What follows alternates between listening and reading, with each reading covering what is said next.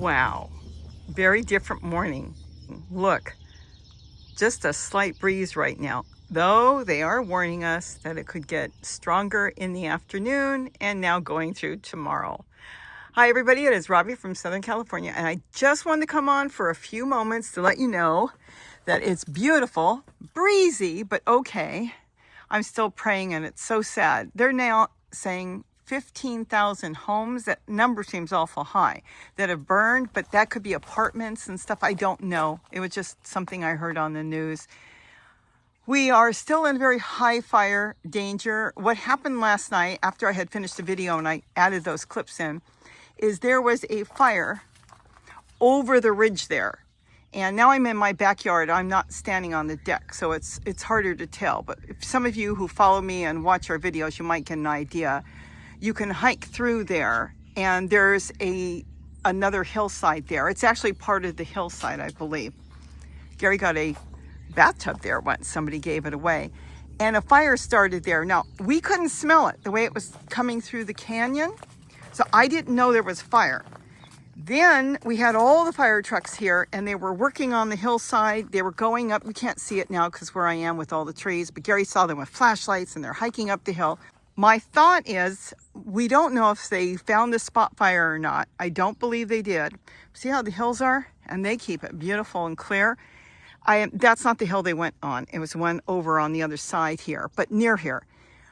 The smoke came over and settled in kind of a pocket.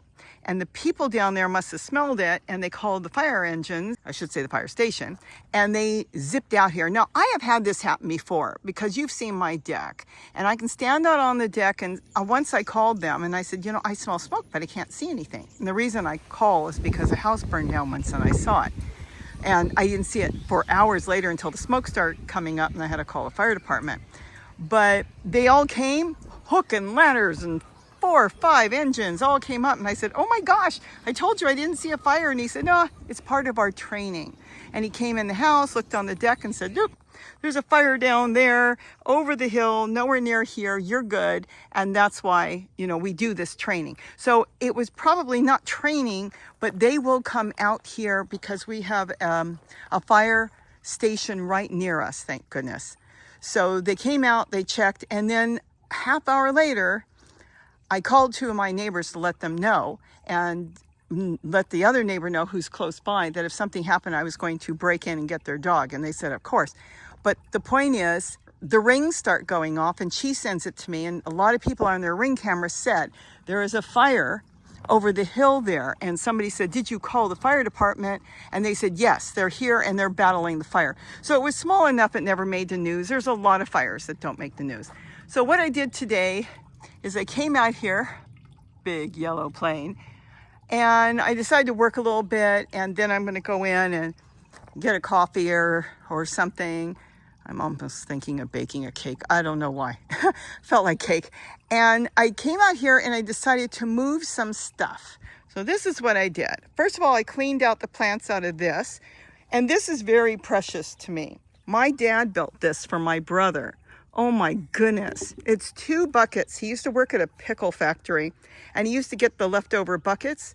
So this has got to be, oh, my dad must have had the buckets for over 50 years. So he built that, I'm going to say close to, let's just round it off to 35, 40 years ago with the wood, and he made it as a handle and you can pick it up and move it. So I kind of had it tucked over there under the fig tree. So I decided to move it and figure out a nice place for it. Right now it's just drying. That's just my glove. It's just drying out here. I washed it a little bit and I might use it for carrying plants and stuff, and I want to keep it out of the sun because it's already kind of cracked. They had a really good plastic back then. And then the other thing is I moved my fountain I made, and I'll show you that. Now this is just makeshift. I just moved it now. This is nothing more than a chair. I think it's actually cracked somewhere, but I can't find the crack. Threw a bunch of different paint on it a while ago, blue, light green, dark green, and then that's something more than a green bucket, about a 3-gallon bucket. This you get at all the nurseries, you know, when you get plants, and this I made. I don't think I ever put the video up. It's actually a square container I had. See, the hose is in there, the tubing is in there, and then I've got my pump. under, well, I can't take it apart right now. And that's all it is. And there's the solar panel. And I didn't have any place to put the solar panel, so I took a stick, wound around some tulle, and I found out this hangs really good on tulle. I'm gonna make a couple holders with tulle because it cushions it and it holds it really nice. So I just threw that together. Now, is this a really smart thing to do while I'm thinking about getting my vegetable plants here in the next few months? Of course not. Probably. It's probably not the smartest thing, because when they come to get a drink, the birds, they're going to hop right into the totes, one after another. But I'm going to be tooling my totes on the ones I don't want the birds in, so it's going to be okay. And I don't know if it's temporary. It kind of looks cute. I like it. And I like the idea that it doesn't really cost you anything. All you need is a fountain, whether it's solar or one of those USB battery ones. And then the cement, I didn't pay for that. Gary was doing some cement work, and I made that, and it's got leaf impressions on it because I pressed in leaves a certain way. Look at that. And it's nothing. It was leftover cement, and I packed it in there, and now I've got that. Used probably a milk carton. And then the buckets, we had bought a bunch of buckets years ago. The chair was found in the street, and this thing you get for free. So you can't really beat that. And then the tubing. I could use a straw, but I've got some of the silicone tubing on that because I used to buy that a lot. Now I use a lot of straws, but either one will work. And I thought it might be a nice little entrance to this small greenhouse. And then this I'm going to leave. This will be all my potatoes.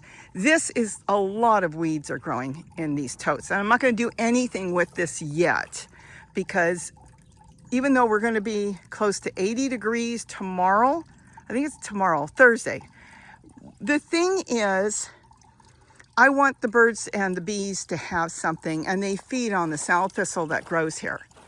So I'm going to leave all that. This is just Malabar spinach. I'm probably going to gather up a bunch of seeds and move them later. So I'm going to leave that. I don't know what's going on with that squash.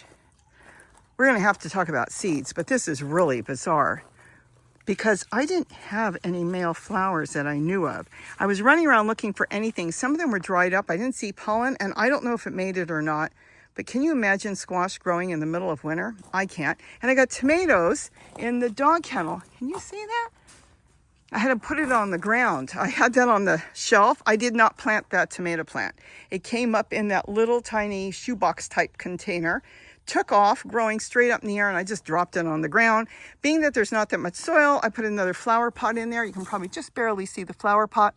Filled that up with soil from the ground, and now it can spread its roots by going into the other container because there's holes on the bottom.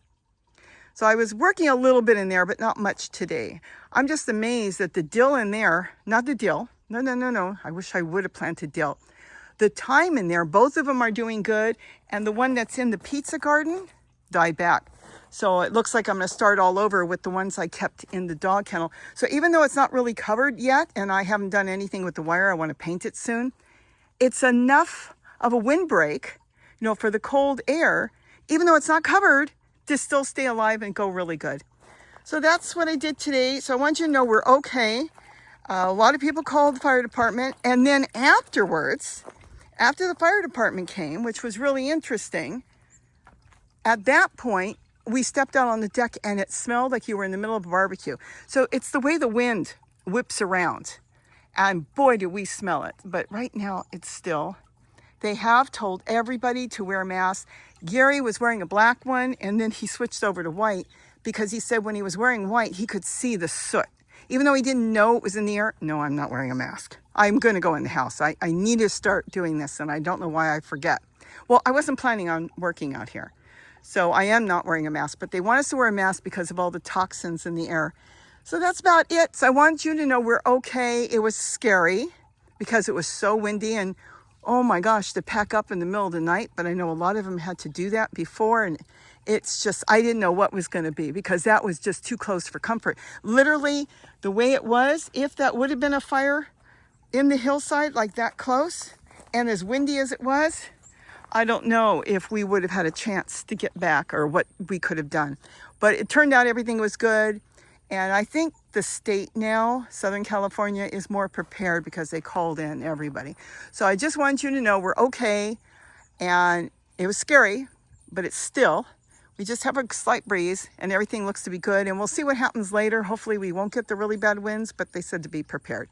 That's it. Isn't that cute? I really like that. And it cost next to nothing. I mean, just for the pump, you can get the solar pumps so cheap now. So with that, have a wonderful day. Thank you for all your wishes.